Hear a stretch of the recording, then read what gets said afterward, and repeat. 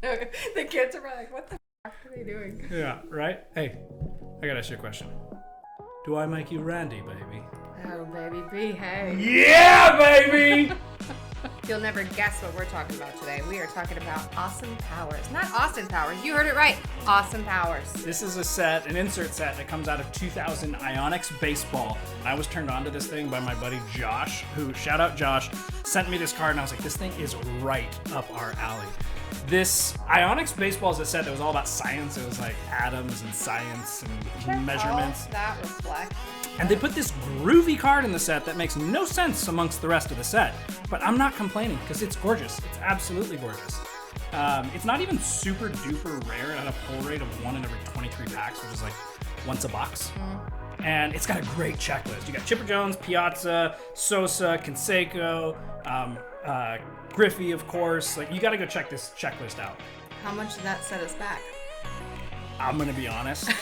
Not much at all, quite honestly. So the Griffey is obviously, just like in a lot of sets, Ken Griffey is like a super collectible player. He's the most expensive one of the set. A raw copy of this card, the Griffey specifically, will cost you like 30 to 50 bucks. I got a graded 9, but it's an HGA, which is like a fringe grading company. I paid 50 bucks for this one. That's not bad. It's not bad at all, right? Now, graded, there's actually not too many of these out there. There's only 30 PSA 9s and 10 PSA 10s. So graded, there's actually not very many out there. I gave you the raw price. Graded, PSA 9 goes for like 100 to 150 bucks, and PSA 10 I could not find any comps. Well, I cringe. Like, that's so much. It's not really that much compared to some of the cards, but Quite honestly, for a nice Griffey, a very desirable, very cool Griffey, that's super affordable. let me ask you this. So, considering that it's graded by HGA, would you, if you, like, obviously you got your hands on it, right? Would you get it regraded by PSA? So that was actually exactly why I bought it as an HGA 9, because I was like, okay, I can buy a raw copy and hope that it's in good quality, or I can buy an HGA 9 and maybe cross over to PSA, crack it open and resubmit it. That's a really good question. So that was exactly what I was thinking, but we'll see exactly what I do with it. Well, I know that most of the ones that you get that aren't PSA, you like to resubmit. And I would only think that it gives it more value, especially if it comes back better. You're paying attention. That's pretty good stuff. I'm either going to crack it and resubmit it, or we are going to set up at our very first show this weekend. And I thought about taking it because honestly, I think it's so cool. I'm pretty sure I could sell it in a hot minute, as is. Yeah, but think about it. Nobody's ever seen this before. I know, but if you think about you regrade it, right? You give yourself 3 weeks, and then you go to a show. It's probably going to be pretty soon, I would imagine, right? They're pretty often, and then you set it out then. But you have to hope PSA grades it a 9. That's the thing. That's Just true. because HGA grades it a 9 doesn't mean it's automatically That's going to true. come back from PSA a 9. Okay. So I take a risk of cracking it open and PSA saying, oh, it's an 8.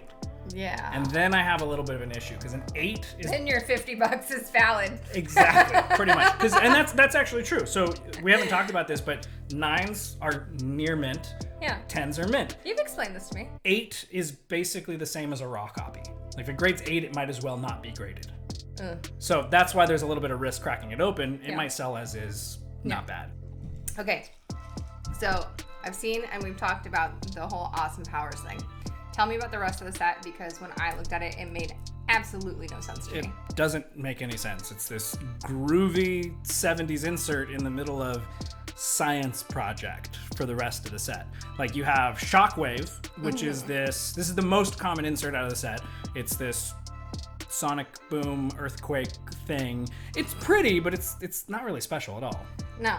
Now, Atomic I really like. So this is the horizontal card. Yes. I really like horizontal cards. This one's got a real colorful, kind of like exotic, like green and rainbow thing going on. It's do you remember those folders when we were a kid that was like rhinos and palm trees with cheetah print and dolphins? And It was everything back then was yeah, holographic. something about that reminds me of this Atomic I card. can agree with that. Right? And then what's the one we have on the side here? It's the biorhythm. Biorhythm. Don't get it.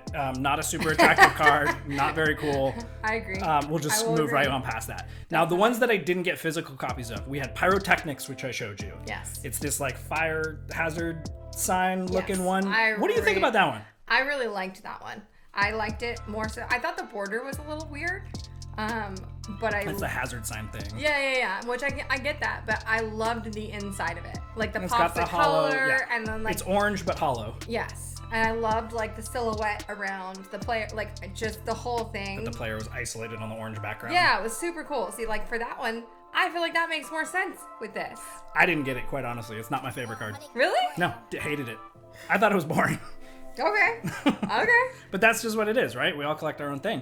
Whereas the last one, okay, so this is where it gets a little sticky. Warp Zone, which is the most rare card out of this set. Cracker Jack box. It is blue, orange, tacky, looks like it came out of a cereal box design. Yeah, it's 100%. Like you open a Cracker Jack box, you get like a bonus prize. That's what this reminds me of. Yeah, I, once again, don't get it. I feel like if you're going to make a super rare insert, you need it to reflect that. That design sucks. We've had that a few times. Like we were just talking about that with Court Kings, like the highest level. It's like lacks luster. You know what I mean? Really good like example. I think that you need to have, if you're gonna put levels on your pack, like put it up there, man. Like make it desirable. I want something that I'm gonna see and I'm gonna need to have it. And I think that like I'm finding that in a lot of things that we're opening or a lot of things that you've shown me is we get to that higher level and I'm like, meh. It's just, I don't get it. And that's the thing though, sometimes you're just collected to that simple, awesome design. The rarity helps. I'm a collector. Yeah. Like investment value, a lot of times. Well, and you're drawn to what you're drawn to. Like, I definitely get that. I just think as far as companies go and like branding, like you have to think about what people. You'd think you'd want that rare thing to be your statement piece. Yeah. Like, this is our masterpiece of the set. Exactly. There And you I go. feel like I don't see that. Like, I feel like everything that I've seen so far is supposed to be like a level 4 or, you know, this is the rarest super card. short print. It's like, why? I don't. So far, I No, I haven't. get you. I mean, obviously, I'm really new into the hobby, but like so far, I haven't seen something where I'm like, they nailed it. Like, yes. Well, what's funny you is know? sometimes you see people like, especially on YouTube, right? You see all these breaks and people opening packs. If somebody opens a pack where they don't know what's in it, it's kind of a mystery. Yeah. Sometimes they'll hit a card and be like, "This thing is sick. It must be super rare," and it's like $1 common. $6. But if you wouldn't know, you're just like, "I don't know. This design is spectacular. It's got to be. Yeah. It is so cool. It must be rare." And it's Yeah. like a super common insert.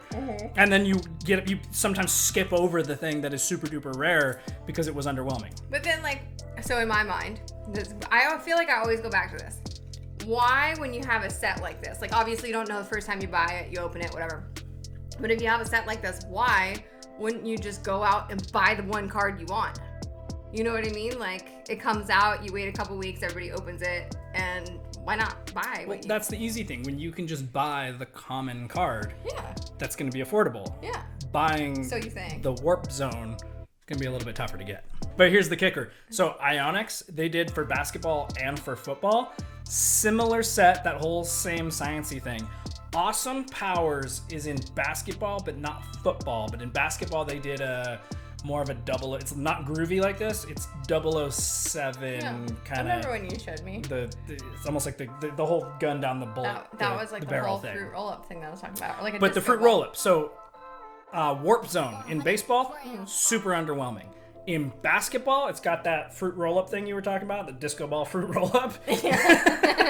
That thing is actually kind of cool and very collectible, especially the Kobe. Yeah. But then in football, the Warp Zone is this Twilight Zone type text. Yeah. The green one, I think that one looks like 90s punk rock. and like the way it's like stitched Like together very, and like, crooked, trashy. Love that. Yeah, and I think it's like 70s TV show Twilight Yeah. Zone. I Either can see way, that. the Warp Zone in baseball doesn't have it.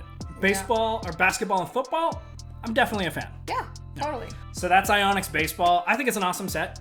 Nothing as awesome as this awesome Powers. Of course, how many times can I say awesome in one sentence? I don't know. But it's so awesome that I'm going to take it to the show this weekend. We're setting up a booth. We're going to be vendors at our local card show. Woo! First timers, right? First timers. And I've been told it's good to take pieces that are, Conversation starters. yeah, like something that's going to stop and get people to look. And I Yeah. think that's it. Yeah, I 100% agree. Plus, you have some other really cool stuff that I think a lot of people would be like, hey. I mean, that happens to you way more than most people I see. So But we'll have to do an episode at the show. I or just something. get to tag along with this guy. He's really the cool one this time. That's not true. What was that? Anyway, knows? that's Cool Factor Cards for the week. We'll see you soon. And I'll try to be awesome.